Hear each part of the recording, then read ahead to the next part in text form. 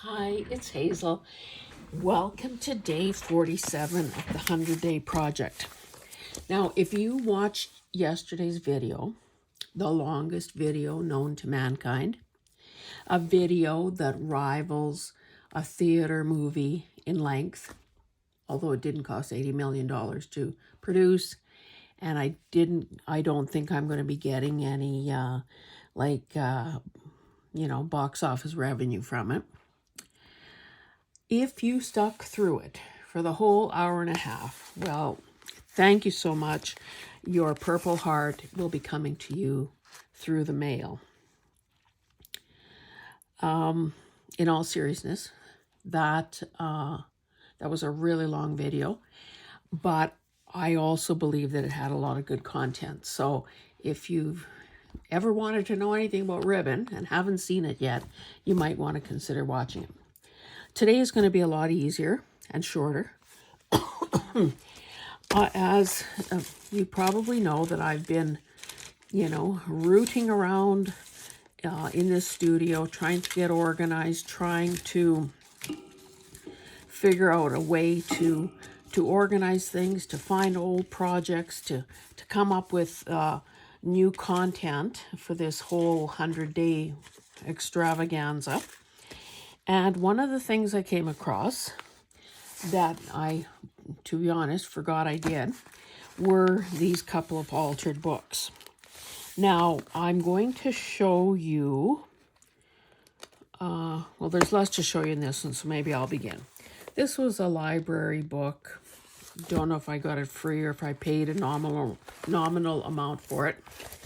Now, of course, I had done this long before I knew anything and had any real-world experience in altering a book. So I don't know that I took any pages out whatsoever. I'm thinking I should maybe I'll just gently raise this a bit so I'm not going to be bumping the camera accidentally. So I thought, well, okay, it's, relatively large pages. They're fairly glossy. What good is this book to me unless I alter it? So I'm just trying to flip through here and find some of the prep I had done. Okay, so something like this.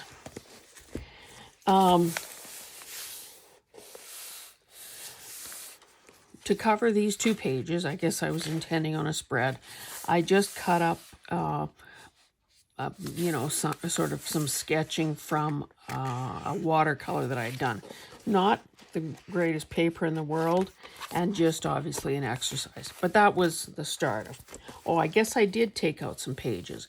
It looks like I cut out a page right here at the center of the signature. Oh, maybe I did tear out a few pages or cut out a few pages. Looks like I did this kind of maybe every second page in order to reduce some of the bulk. Now, if I was looking at this book today, I would be looking with new eyes and realizing that there's some images in here that could probably be used quite nicely in decorating something. Here's another spread that I covered and strengthened just by using book pages in a couple of different colors of background papers. There isn't too much more in here, to be honest. More book page. Oh, see, and this video is almost more like don't make these mistakes. So you can see that I overlapped. I didn't just have the paper come to the gutter, but I ran it across the seam, across the gutter of the page. So the other thing that is a mistake here is using such old paper that just basically crumbles. So, this is like almost a a book of what not to do. Let's see if I have anything more in here. Another page spread with book page. Another one. And that might be it. But you can see that this book is in sad shape. It's just hope and a prayer that's holding this together right now as it is. So I'll put that one aside.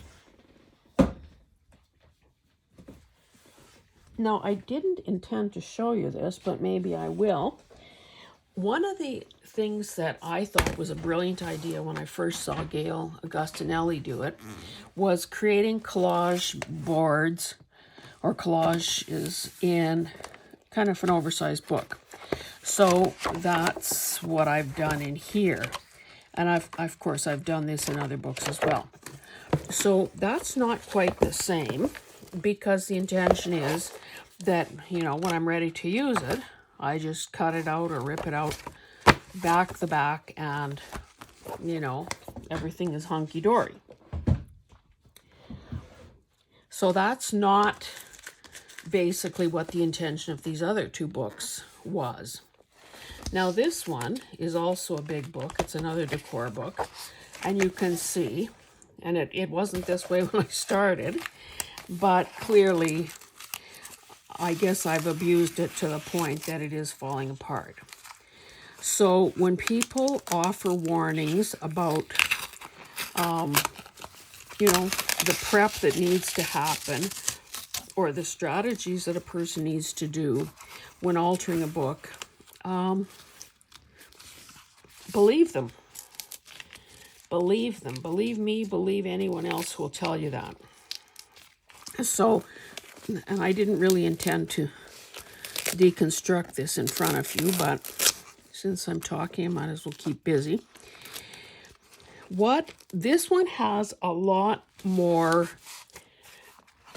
completed or nearly completed pages in it from an art journal perspective. So I thought, well, okay, it really isn't doing me any good in this format. Why don't I see what I can salvage? Some of you, now this is long before the 100-day project started, I chose this ring-bound photo album as my new art journal. To be honest, completely forgetting about these others. So, you know, life got in the way, haven't done a great deal in it. The beauty of this is that, well, the pages are big, and because it's a ring-bound book, you can take the pages out one by one, work on them. You don't have to worry about, you know, accidentally slopping something on adjacent pages. So that was sort of running through the back of my mind as I was looking through this one earlier, thinking, are there some pages in here that I can remove and salvage, and then decide, obviously, what I want to do with the rest of the book. This end paper is not perfect, but, you know, that side is pretty nice. This is certainly nice. So things like that, I can salvage right off the bat, because the book is essentially ruined anyway. So at the back, another end paper, and you can see that somewhere along the way, the library or whoever already did some reinforcement. Now, if I'm not mistaken, I have this book. I have a second copy of this book, and of course it's in better shape than this one. Oh dear. It doesn't really want to tear out of there.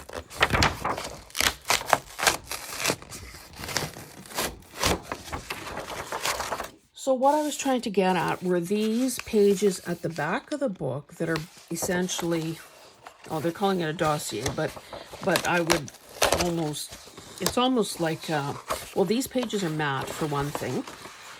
They are, oh, I guess names and addresses of dealers. So furniture dealers, fabrics and wall coverings. So there are these little these images and all this nice text on this nice paper.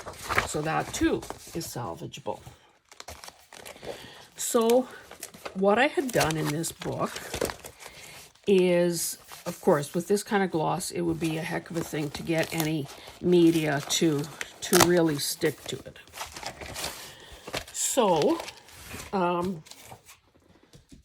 I gessoed a bunch of pages, or I applied paint to a bunch of pages. And of course, that takes, you know, that's a bit of a process in itself, because it's not like you can, you know, do these two and then slam the book shut. You kind of need to let them air dry and then go on to another spread.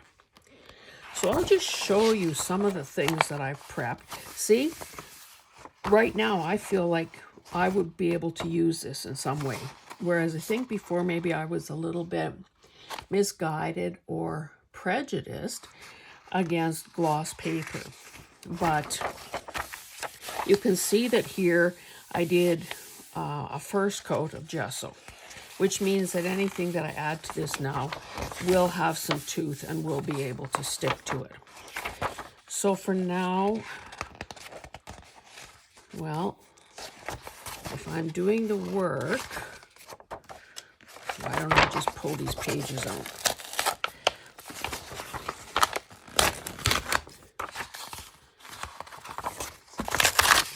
Now, just setting those aside. So now that these have been gessoed, I can do anything I want on them. I'll talk about that one in a second. So this was something that I clearly was doing. I have Shiloh Sophia's name at the bottom, left and right brain and the muse. So this must have been something I was doing in response to a video of hers. It doesn't really mean anything to me at this point, but it's the basis. It could be the basis of something kind of cool. So I'll just add it to that same pile.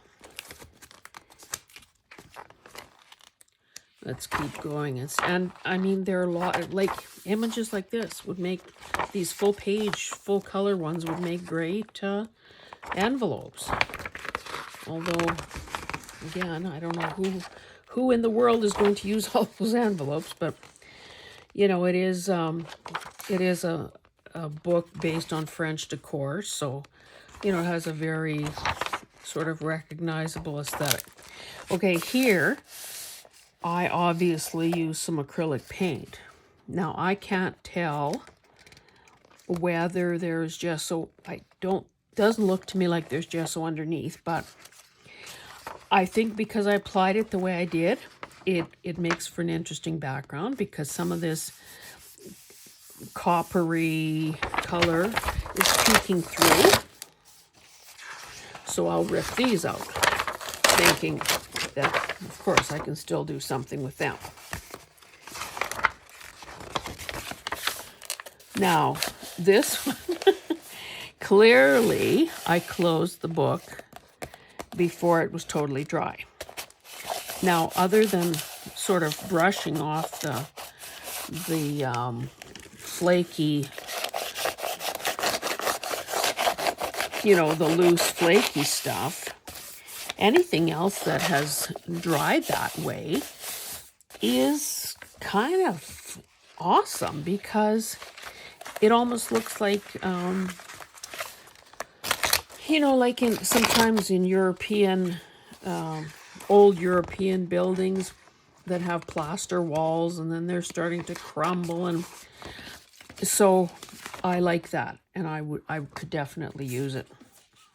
Now, because these pages aren't the same size and shape as the ones in that photo album art journal, that doesn't mean that I still can't incorporate them in some way.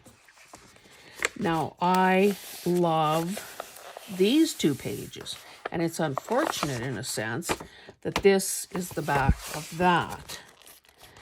But, you know, I think I'd probably sacrifice this side, because this side is far more interesting. This, to me, looks as though I had a base coat of that gray, which is maybe Payne's gray. I don't know. And this looks like fluid acrylic to me. Probably, well, I shouldn't guess at the color because I don't know.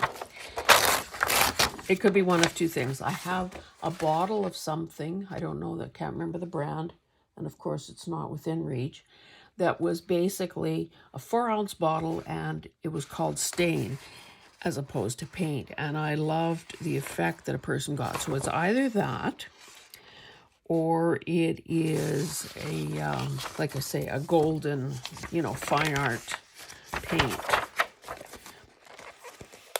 Let's keep going. So the reason I'm sharing this mistake with you is that I don't want you to waste time, effort, and materials doing this kind of stuff in the wrong way. I like this, but then you know that I like purple. So this may be, I don't know if this is quinacridone violet or not, or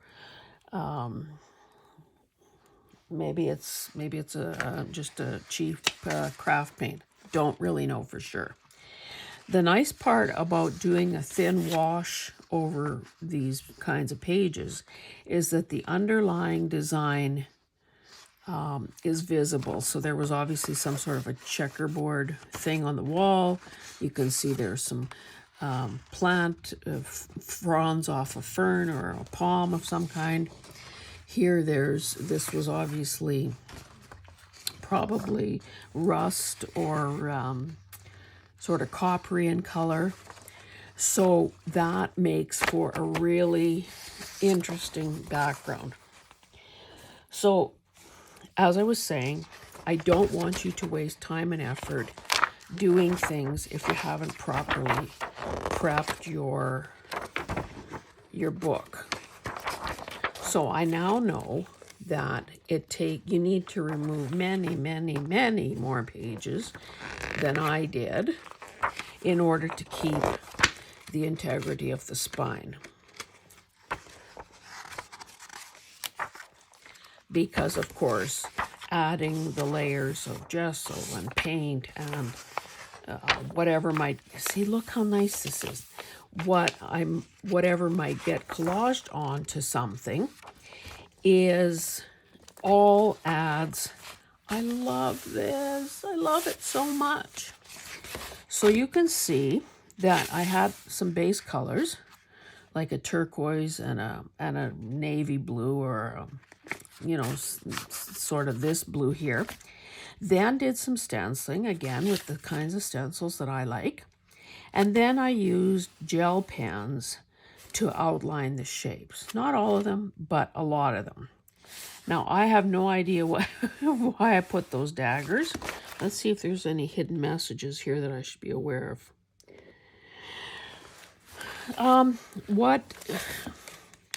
Again, who knows what this meant? And I guess maybe the lesson here is that it is therapeutic in the moment. And when you look back at it, like I'm flooded with feelings of pride and warmth and admiration for this. I don't remember doing it. But, so whatever benefit, I guess I felt it at the time as I did it. And I'm feeling the warm glow of it now, even though I have no idea why I wrote down, take down barriers, see the truth, walk the talk, claim, embrace it all, be available and welcoming, and just a repetition of those little things. And because I printed, hand printed it, I'm not sure how much you can see from where you are, but it looks like just it looks like a little black element on the page. So now I'm going to tear it out, but unfortunately, it does wreck the spread, so to speak. suppose I could reattach it, you know, basically just at the back with some, you know, some heavy-duty tape or a hinge of some sort, or have a bit of overlap or whatever. But I absolutely love this. And it makes me think, well, why did I stop doing this? Why am I not taking the time to do more of this? More gesso prepped pages. So, and you know, the beauty of a decorating book is that if I wanted something with really warm colors, then it would be easy to just dry brush some gesso over a page like this. Like, don't fight it. Don't pick a blue page. If you want a warm feeling, go with the warm color. So that's my 5 cents worth on that.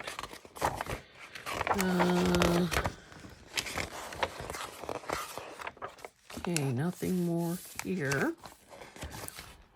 Now this looks, I don't know what was going on here. I think that because of the strategic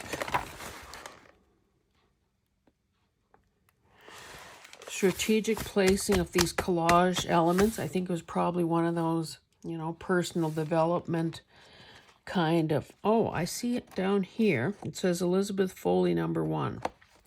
One year I subscribed to, or I bought the Art Bundles for Good package. So there were different artists that, you know, in the price, in the tuition or the price you pay, you get access to all these different art teachers. And so I was working my way through some of those lessons. And of course, there is a tie-in to this journal business too. This is not particularly, I mean, I'm not that thrilled with it today. I don't know what went into it. It clearly started with collage, because that looks like some phone book pages. Yeah, I'm not really sure what's going on here, but it's some glossy paper, so it could have been magazines. Yeah, I really don't know, but I think that we had probably had a prompt, had to write our response, and then, because I don't want I don't want you to know, and obviously I don't want me to know what I wrote. Yeah, so anyway, I'm going to pull this one out as well. Whether or not I ever do anything with it more, who knows. I see, that's the inside of an envelope, like a security envelope. I don't know, but it's mark making, and I'm sure it served a purpose of some sort. Now this one is kind of in your face color, purples, pinks, oranges, those sorts of things that I like. Some of this is like this, and the polka dots are napkins. And of course, napkins are legitimate and really a versatile tool for collage and for art journaling, because they just bring extra color and imagery and depth to a project. This is obviously not finished, but it is a start. So I guess that, you know, if I carry on with this, the decision will be, well, which do I want to carry on with or preserve, this one or this one? I don't need to decide today, and I couldn't decide today, even if you had a gun to my head. Okay, this, again, totally different. Again, did I write anything on here to give me a hint as to what I was doing? A Viktor Frankl quote: "Between stimulus and response, there's a space. In that space lies our power to choose our response. In our response lies our power and freedom. You know, that whole thing about it's not what happens to us, it's how we react to what happens to us. So that's the gist of it there. So obviously I laid down some color. I stenciled with obviously some lovely colors here. Now, again, what does this mean? Beginner's mind, non-judging, acceptance, letting go, trust, patience, and non-striving. Become a witness. Mindfulness. Becoming aware, moment by moment, of one's full experience via the body, emotions, and thinking without judgment or attachment, but with curiosity instead. That almost sounds kind of Buddha-like, does it not? Yeah, become a witness to your own experience. So I'm going to pull these two out. Again, a good basis, you know, either leave the quotes as they are or keep going and add more layers and hide that message. What else have we got? You know, that would be a good base. It's so neutral. I feel something coming up. Okay, so here I was obviously using sort of peachy, smoky rose, you know, that color that you can't quite define. Is it brown? Is it purple? Is it something in between? Again, over the gray background. And I don't know whether it was a deliberate thing, maybe not, but you can see here that where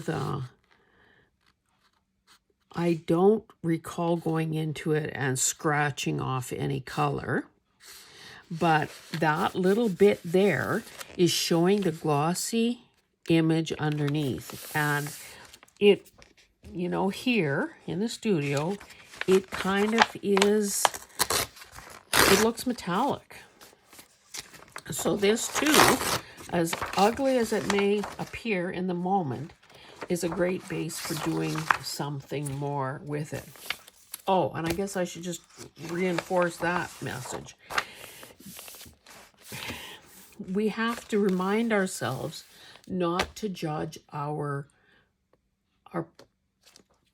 thing, whatever our thing is, before it's done.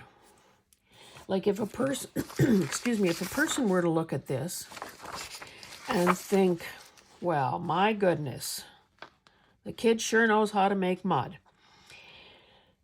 That would be selling myself and this project short. These colors have just as much right to exist in the world as any others, as the blues and the pinks and the sunshine and the unicorns and the rainbows, because they create their own mood, they create their own depth, and because it's just one or two layers. So the immature, and I don't mean that in a derogatory way, I'm just talking about it in a evolutionary way, where a person is on the spectrum, sort of. An immature artist would think, well, that's crap, and squash it up, throw it away, maybe, you know, burn their brushes and never pick up a brush again, and just, you know, throw out the baby with the bathwater. But that would be a mistake, because each of these things, each of these exercises, each of these moments, each of these experiences provide, well, they serve several purposes. They serve some sort of a purpose in the moment. Like, of all the colors in the world, why did I pick these? Who knows? Must have appealed to me in the moment. Why did I use those sorts of strokes? Must have felt right in the moment. Is there a reason why I never went back to it to complete it? Maybe what I needed to get out of this, I got out of this. And maybe I never have to go back to it. Who knows? But everything, I often used to say, and I don't want to get too deep and philosophical here, but I used to say that who I am is a direct result of every book I've ever read, every experience I've ever had, every person I've ever met, and with the people part of it. And it doesn't matter whether it's a long-term spouse, one's nuclear family, co-workers, the cashier that you encounter for 15 minutes at the checkout. Every one of those things is cumulative. So this is somewhere embedded in me and my experience and my skill set. So that's a long-winded way of saying, don't prejudge your stuff. Accept it for what it is. Work on it more if you wish to. Don't destroy it, because chances are you're going to look back at some point and see the evidence of your growth and the evidence of your evolution and your expertise. I think we've all done things that we are not that fond of or would have wanted to destroy, but there's value in not doing that. Anyway, enough about that already, for heaven's sakes. Now, these aren't exactly colors that I really choose, but this too is very pleasing to me. I think that what I'm rediscovering today is that, number one, I love color, and number two, oh, see, this is coming off. What the heck was this? Was that just... I can't tell what that is. Clearly, I'll have to glue that back together. What I'm discovering is that my eye and my heart really like the juxtaposition, you haven't heard that word in a long time, of pattern and design and color. Because to me, I would never tire of looking at this, because my mind wants to sort of decode it. Oh, isn't that interesting? That beside that. Oh, and look at this cute little thing. And what about here, this coppery bit? And look, the copper and the gold and the yellow. And how did this get here? And why did I put that there? So you just look and you think, okay, well, what made that particular mark? And so it goes. Tear that out without...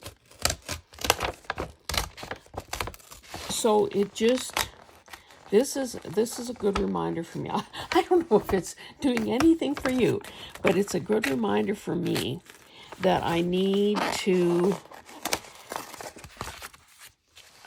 not forget to use color, and that I love the intricacy of pattern. Okay, now I'm going to have another problem here, because this is a two-sided thing. Oh, that will have to be trimmed off. Okay, so on this side, this is more napkin work. And because, oh, by the way, and this episode is brought to you by my Etsy shop and the napkin bundles in my Etsy shop. So I have, the bundles that I have in the shop are grouped either by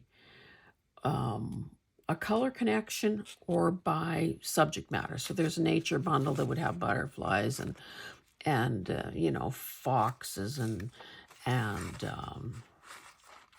bees and, you know, whatever. There's a floral one, but there's also a pink one, and there's this sort of teal one.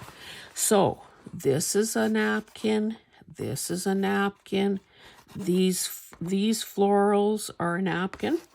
So what I did here, obviously, was bring together some napkins that had a color connection, and then I stenciled, I would say stenciled because they look pretty regular, stenciled some flowers on here, and then added some paint. Obviously shades of paint. And then for a little more emphasis, added, you know, I would say that's probably white gel pen. I added the word worthy, outlined it, I would say, with a black marker of some sort, and basically kept the word in the same color family so that it doesn't, you know, leap off the page and punch you in the face. It's part of it, but, you know, you have to look to see it. So I too like this one very much, but I like this one. So how in the world will I do this? Anyway, that is for me to figure out, I guess. Another gesso page. Now this, gray over rust, orange, I don't know, really scratchy effect to it, dry brushing effect, and you can see that the paint took differently on the photographs versus the text. This obviously stuck to each other, and that peeled off, but again, it builds layers, and it builds, a person couldn't set out to do this, to replicate this. It happens in the moment.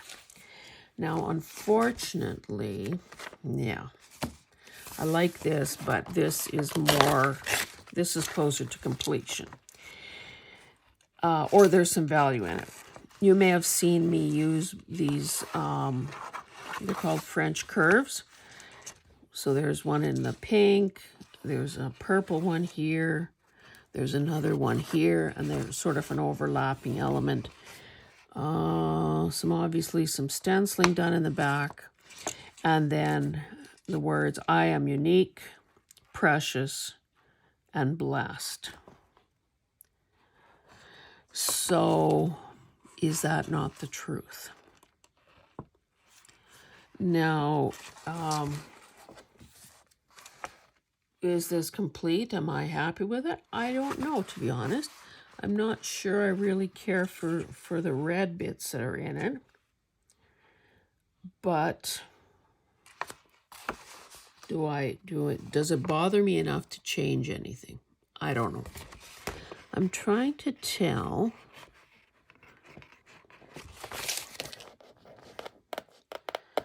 Yes, it looks like some things were collaged on here, some really thin paper. And then you may be able to see that I sort of outlined with a very fine pen, sort of that shape. So going in, yeah, you can see another edge here. Going in and adding some, here's another edge. Going in and adding those fine details. There was probably a better example of that earlier. Like maybe this is a classic. Obviously brings emphasis to certain areas. Here's another one, and I'm sure that this was also in response to a prompt of some sort. I am fit and strong. So again, a variety of paint colors, obviously a darker area there so that this figure would become visible. Oh yeah, in the corner here, Elizabeth Foley. So there must have been another prompt. And if this is the positive message I was trying to give myself, then having that heart there makes sense. Now it almost seems, yeah, there are some words underneath that have been covered. So maybe it was one of those kind of stream of consciousness, you know, where you dump a bunch of stuff onto the page. Again, you get it out of your system, but then it is hidden from view.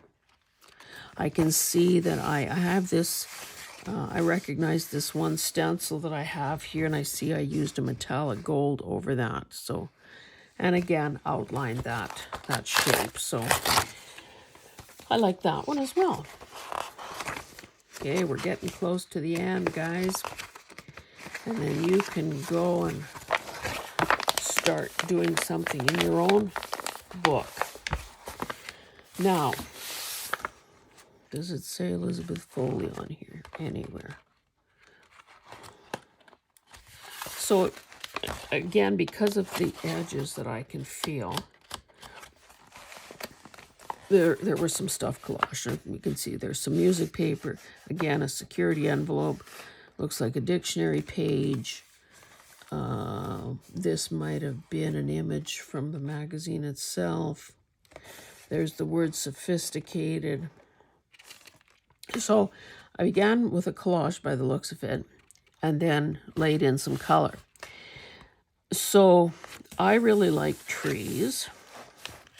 And I know you're probably sick of me saying that I'm going to do a tree journal someday.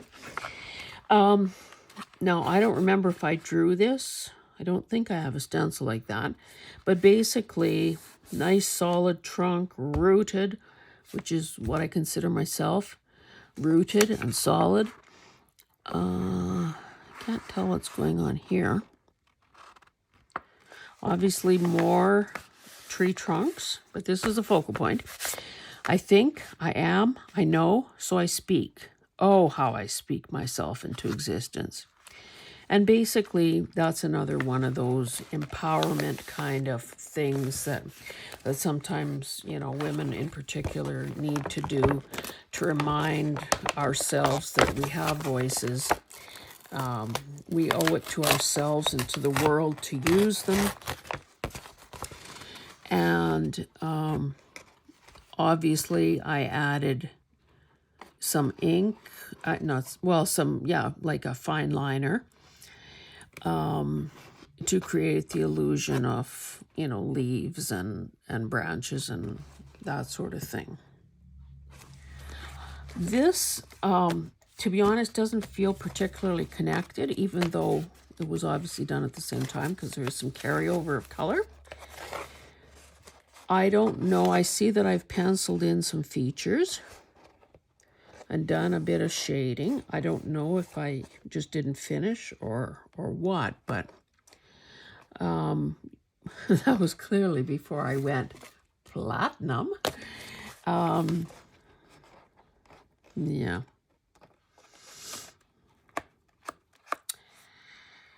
Anyway, whether or not this girl ever gets some features is not the biggest part of this story. Now, unfortunately, there is this on the other side. I don't see Elizabeth Foley anywhere, but so clearly bright and light. These are images that I remember stenciling onto some book page, so obviously I used that. Fussy cut butterflies. What else did I use here? I'm not sure where these blue strips came. If this might have been part of a gel print. Again, I don't remember, but it is sort of one of those happy type. Now that butterfly's wing is going to... Oh, this, you know, with paint and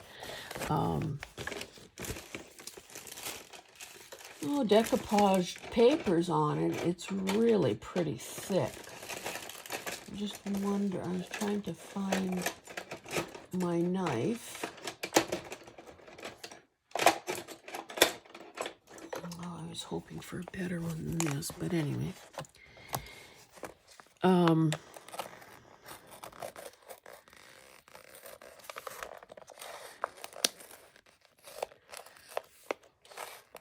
Couldn't be very, couldn't be very sharp that it is struggling like that.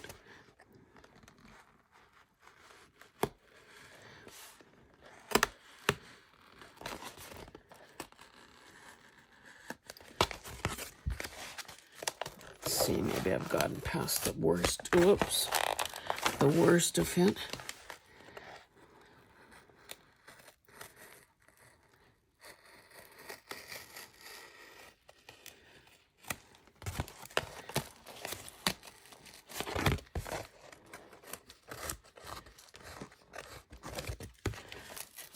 You know, a sharp blade goes, it does wonders. I just am trying not to destroy too much here.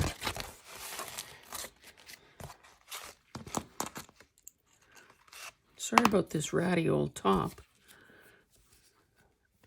But this is the sort of thing I'm most comfortable working in, where I don't have to worry about getting paint or glue or ink or whatever onto myself. Yeah, I like that. Okay, we're almost done. Don't think, okay, what's happening here? And of course, if you're ever gessoing in a book or whatever, you can see some cases where the color went onto other pages. It's a good idea to use some parchment paper, some plastic, some sort of a non-stick, I'd say parchment paper or wax paper or plastic. Like if I was working on this page, I would insert it bigger than the page to just prevent ruining what might be underneath. Okay, Hazel, baby picture. Now, who's Courtney Walsh? I don't know. But I love the colors. I love the stencils. I love the fact that I chose to emphasize some of them.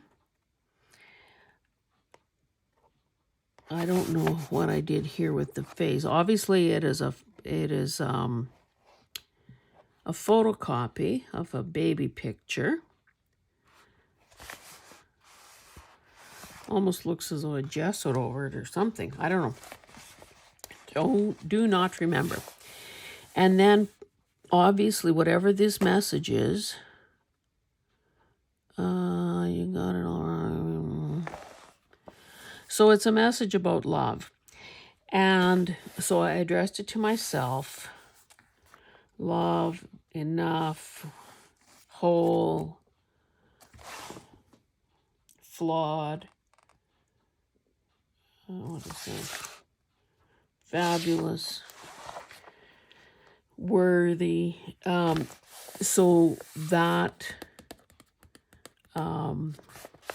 that message, handwritten, is obviously from whoever Courtney Walsh is, was obviously a message sort of, oh, you know what, this could be a signature. Maybe I can get it out intact.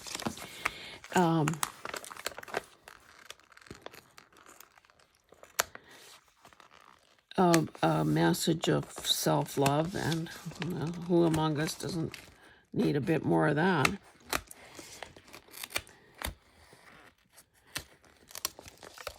I hope you guys realize that none of my loved ones have seen any of this stuff, but you have.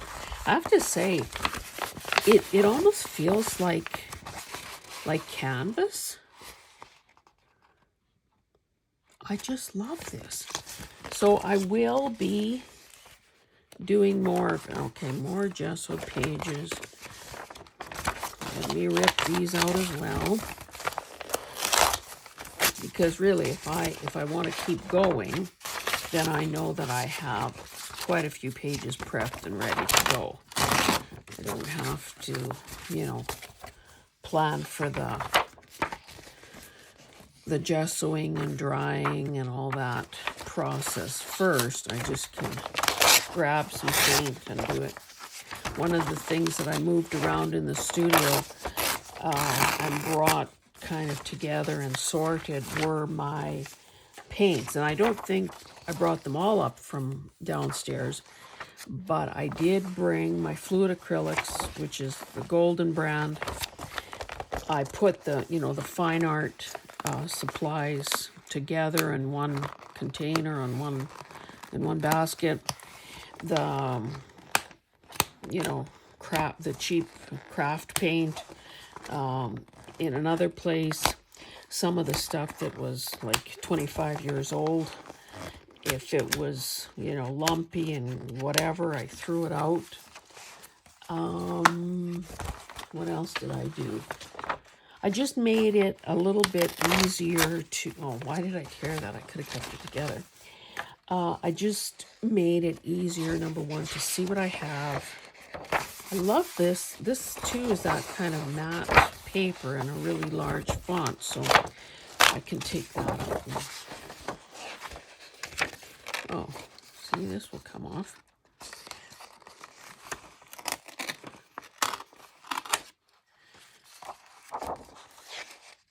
This almost looks like a, you know, a man's shirt or something. Yeah, anyway, I got my acrylic stuff together, so it's more visible, easier to get to. Doesn't take up as much room as it used to, and it makes me eager to get on with it and start using it again. Now, some of the stuff that is really the oldest and should be used first, I have in a basket that, you know, it's either use this stuff or throw it out and then get on with things. So anyway, I haven't glanced up to look at the time. Oh, jeez. Even the short ones end up being 52 minutes long. Anyway, I hope that you have enjoyed this and maybe some of the gotten a bit of I don't ever want it to feel like a pep talk, but hopefully some of the things that, let's find something pretty to look at. Hopefully, let's get rid of the pages that I don't have ready to use yet. And just yeah, I was saying I don't mean it to sound like a pep talk, but truly, if I hope you've taken heart and have a takeaway message from today's video. I know it went on longer than I intended, but I got caught up in the moment a little bit, kind of reminiscing, admiring, trying to figure stuff out, and yeah. Anyway, look forward to more sort of art journaling kind of stuff, because it makes my heart warm to see some of these things and curious about what I would do now. What would I do differently? What would I do the same? And since I have so many pages already prepped, it'll be easy to sort of get in, get out kind of thing. I will take another few seconds to whip out my little commercial here.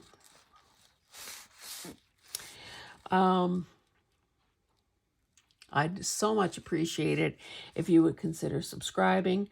My subscriber numbers seem to have frozen in time. There was a while there were, there were several new subscribers every day, and I thought, hey, this is awesome. We seem to have stalled. So, I mean, what can I say? Obviously, if you're watching, maybe you're already a subscriber. If you're not, I hope that you do. Maybe it's a matter of sharing or talking it up to other people. I don't know. Or maybe I'm going to top out at 350 subscribers and never get another one. I don't know. The point is, I'm here. I'm going to continue to do this stuff because I love it. And yeah. Anyway, do this if you want to. Thanks, and we shall see you tomorrow. Bye.